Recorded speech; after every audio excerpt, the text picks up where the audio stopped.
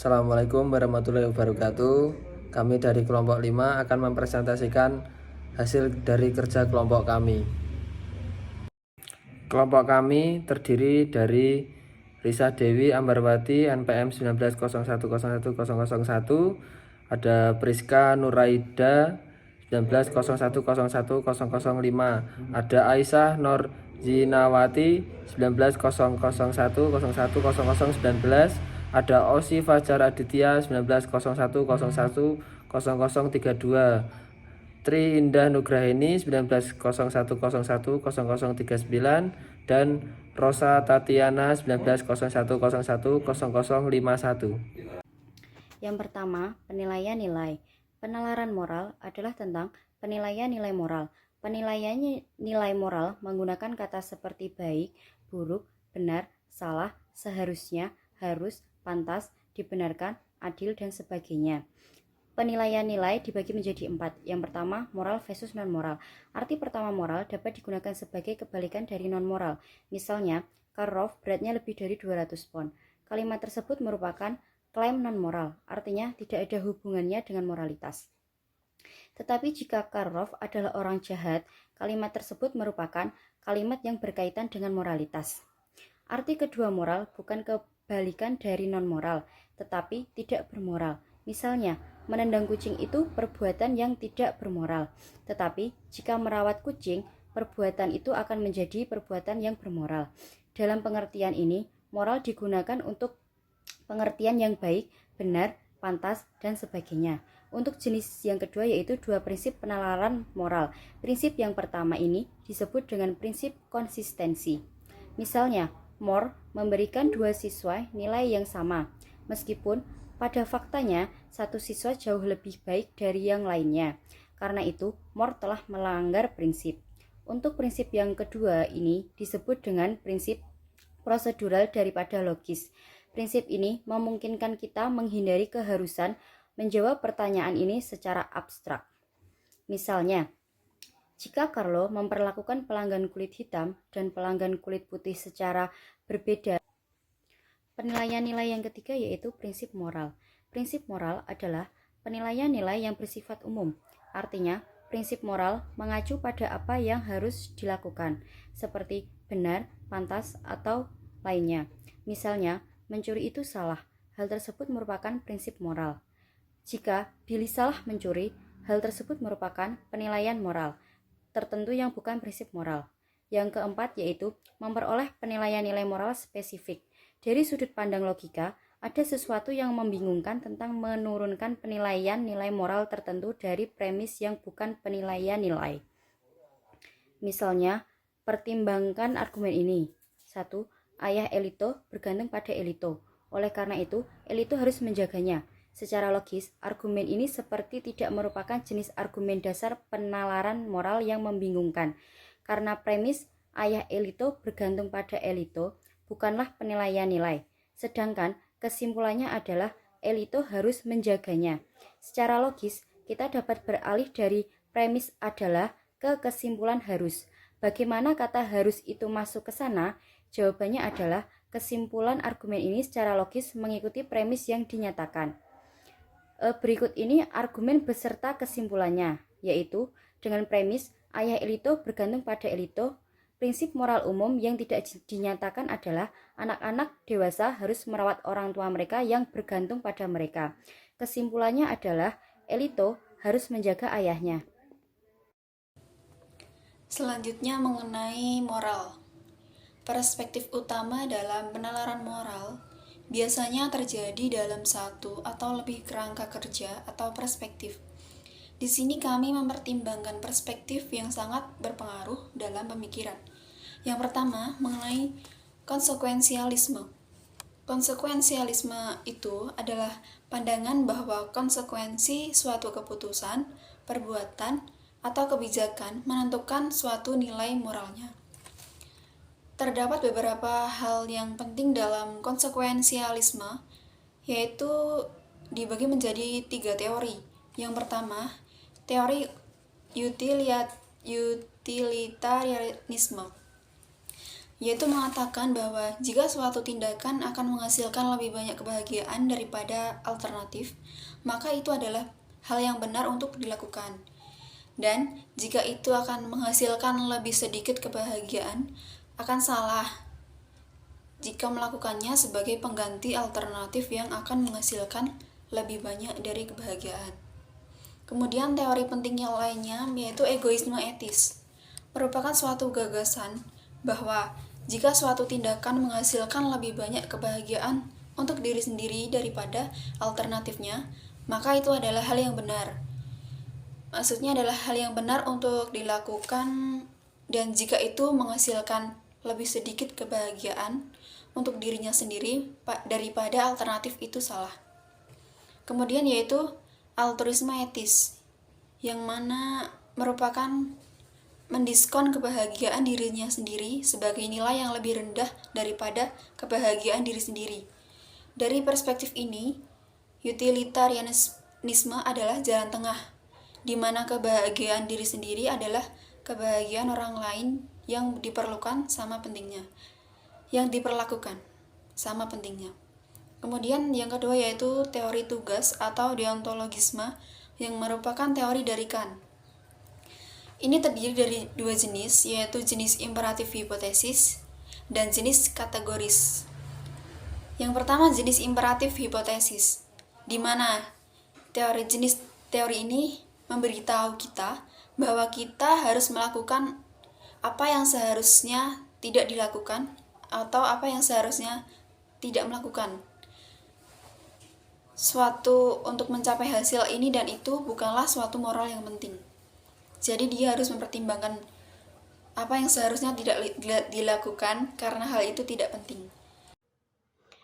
Selanjutnya mengenai relativisme moral. Relativisme moral adalah gagasan bahwa apa yang benar dan salah bergantung pada ditentukannya kelompok atau budaya seseorang. Kesalahan yang terkadang dibuat dalam penalaran moral adalah mengacu pada dua pernyataan. Yang pertama, apa percaya, benar dan salah mungkin berbeda dari kelompok ke kelompok, masyarakat ke masyarakat, atau budaya ke budaya. Kemudian yang kedua, apa adalah benar dan salah mungkin berbeda dari kelompok ke kelompok, masyarakat ke masyarakat, atau budaya ke budaya. Relativisme moral mengalami 3 kesulitan potensial. Yang pertama, tepatnya apa yang dianggap sebagai kelompok, masyarakat, atau budaya, dan apa kriteria keanggotaan dalam satu kelompok. Berapa banyak kelompok, masyarakat, atau budaya yang diikuti. Ini membuat sulit untuk menentukan rangkaian prinsip umum mana yang berlaku untuk seseorang. Kemudian yang kedua adalah bahwa pandangan-pandangan yang bertentangan tentang prinsip-prinsip moral dapat ditemukan di dalam semua kelompok kecuali yang paling kecil. Misalnya, dalam sebuah komunitas kecil, orang mungkin tidak setuju dengan pernikahan sesama jenis. Kemudian yang ketiga mengenai kurang jelas untuk memahami masalahnya. Jika seseorang termasuk dalam masyarakat yang percaya bahwa membunuh orang Amerika diperbolehkan, maka sebagai seorang relatis moral harus mengakui bahwa orang Amerika diperbolehkan membunuh orang Amerika. Tetapi, jika orang Amerika pada umumnya menyetujui sesuatu, tidak seorang pun boleh membunuh orang lain hanya karena status kebangsaannya. Oleh karena itu, jika orang Amerika juga mengatakan demikian, bukan diperbolehkan bagi orang itu untuk membunuh orang Amerika. Selanjutnya mengenai relativisme agama. Relativisme agama merupakan keyakinan bahwa apa yang benar dan salah adalah apapun yang dianggap oleh budaya agama atau masyarakat seseorang. Sebagai contoh, dari agama pertama mungkin tidak berdosa untuk menyembah Tuhan palsu. Menurut relativisme agama, termasuk agama yang pertama, maka kita bisa mengatakan bahwa mereka yang menyembah Tuhan melalui sesuatu yang sinaus, yaitu pandangan Rayleigh sebagai seorang relativis agama. A. Absolutisme agama. yaitu keluar dari kesulitan ini mungkin absolutisme agama berpendapat bahwa moral yang benar adalah yang diterima oleh agama. Selanjutnya etika. Pendekatan salah satu yang dominan dalam pemikiran Yunani klasik telah mendapatkan kembali popularitas di antara beberapa silfur moral kontemporer. Untuk menemukan contoh yang sangat baik dari etika kebajikan, seseorang tidak perlu melihat lebih jauh dari ikrar pramuka.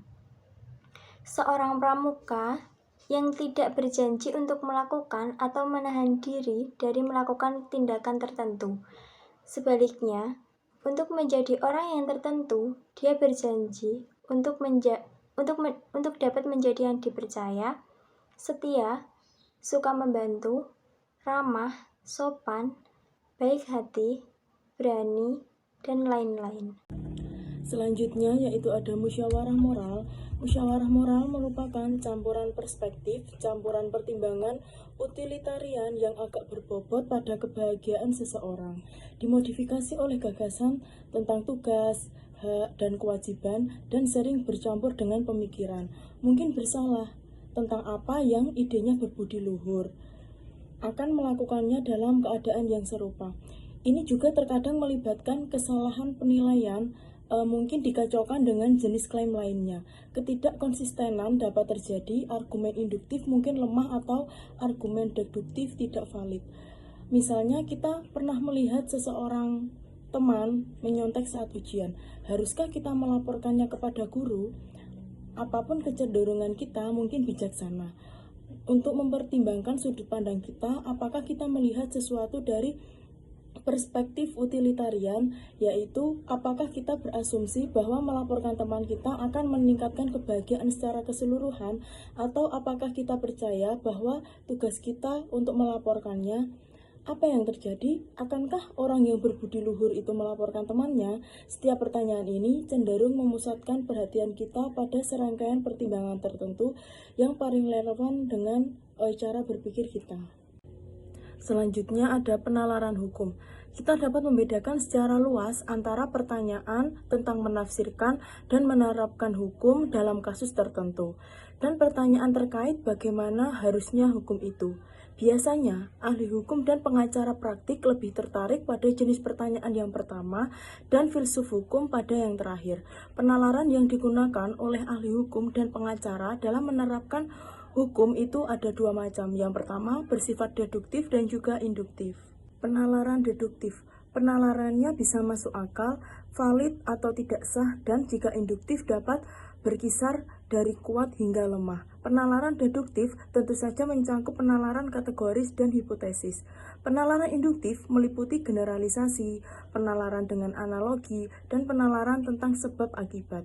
Penalaran dengan analogi dan penalaran tentang sebab akibat patut mendapatkan perhatian khusus dalam kaitannya dengan penerapan hukum. Hukum yang membedakan 4 perspektif. Yang pertama, bahwa melakukan X itu tidak bermoral.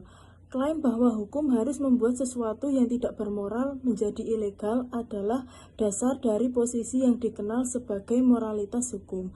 Yang kedua, landasan berikutnya di mana suatu hukum dapat dibenarkan mungkin adalah yang pertama kali dipikirkan oleh kebanyakan orang.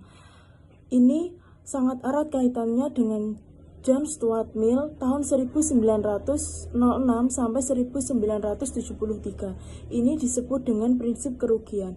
Yang ketiga, landasan ketiga yang menjadi dasar hukum hipotesis kita adalah paternalisme hukum. Paternalisme hukum adalah pandangan bahwa hukum dapat dibenarkan jika mereka mencegah seseorang dari merugikan dirinya sendiri, yaitu melarang atau membuat tidak mungkin melakukan X untuk kebaikan seseorang. Contohnya, termasuk undang-undang yang mewajibkan sabuk pengaman dipakai saat mengendarai mobil dan helm dipakai saat mengendarakan sepeda motor. Yang keempat, dasar terakhir yang bisa digunakan untuk membenarkan hukum pidana adalah bahwa beberapa perilaku pada umumnya dianggap ofensif.